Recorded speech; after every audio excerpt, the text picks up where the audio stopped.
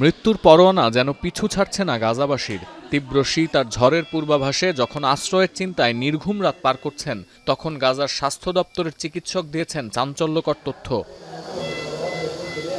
গাজা সিটির আল শিফা স্বাস্থ্য কমপ্লেক্সের পরিচালক তুরস্কের রাষ্ট্রীয় সংবাদ সংস্থা আনাদোলুকে জানিয়েছেন, শ্বাসতন্ত্রে নতুন এক ভাইরাসের সংক্রমণ নিয়ে হাসপাতালে ভর্তি হচ্ছে রোগীরা। এর সংক্রমণের হার এতটাই তীব্র যে কোনো সময় ভেঙে পড়তে পারে উপত্যকার স্বাস্থ্য ব্যবস্থা। গাজার স্বাস্থ্য মন্ত্রণালয় বলছে, নতুন এই ভাইরাসে আক্রান্তদের অধিকাংশই শিশু ও বয়স্ক।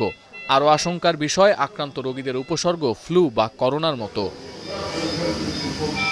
গাজাবাসীর ভোগান্তির এখানেই শেষ নয়। গেল সপ্তাহে মিডিয়া অফিস জানিয়েছিল, বৈরী আবহাওয়ায় উপত্যকাটির 1,35,000 শরণার্থী তাঁবুর মধ্যে 1,27,000ই এখন ব্যবহারের অনুপযোগী। সোমবার আবহাওয়া দপ্তরের পূর্বাভাসে বলা হয়েছে, গাজার দিকে এগিয়ে আসছে আরও একটি শীতকালীন ঝড়।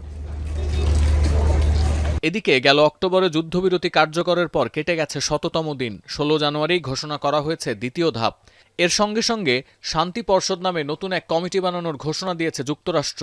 এই কমিটির কাজ হবে গাজার প্রশাসনিক ক্ষমতার দায়িত্ব নিতে যাওয়া ফিলিস্তিনি টেকনোক্র্যাট কমিটির কাজ পর্যবেক্ষণ। এরই মধ্যে হামাস জানিয়েছে, ফিলিস্তিনি কমিটির কাছে গাজার প্রশাসনিক ক্ষমতা হস্তান্তর করতে তারা সম্পূর্ণ প্রস্তুত। তবে নিরস্ত্রীকরণ ও গাজায় আন্তর্জাতিক বাহিনী মোতায়েনের প্রশ্নে অনড় ফিলিস্তিনের স্বাধীনতাকামী সংগঠনটি। এরই মধ্যে শান্তি পর্ষদে যোগ দেওয়ার জন্য বিশ্বের ৬০টি দেশকে আমন্ত্রণ জানিয়েছে ওয়াশিংটন।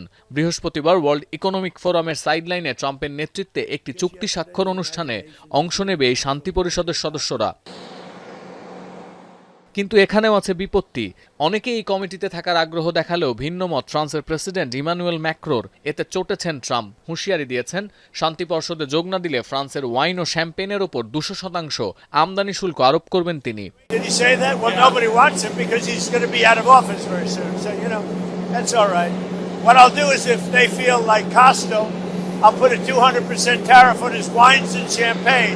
এদিকে আন্তর্জাতিক বাহিনীর অংশ হিসেবে গাজায় তুরস্ক ও কাতারের সেনা প্রবেশ করতে দেবেন না বলে সাফ জানিয়েছেন ইসরায়েলি প্রধানমন্ত্রী। তবে দেশের জনগণের আস্থা ধরে রাখতে পারছেন না বেনিয়ামিন নেতানিয়াহু। ৭ অক্টোবরের হামলা পরবর্তী পদক্ষেপ নিয়ে রাষ্ট্রীয় তদন্তের দাবি জানিয়ে সোমবারও ইসরায়েলি পার্লামেন্ট নেসেটের সামনে বিক্ষোভ করেছেন দেশটির সাধারণ মানুষ।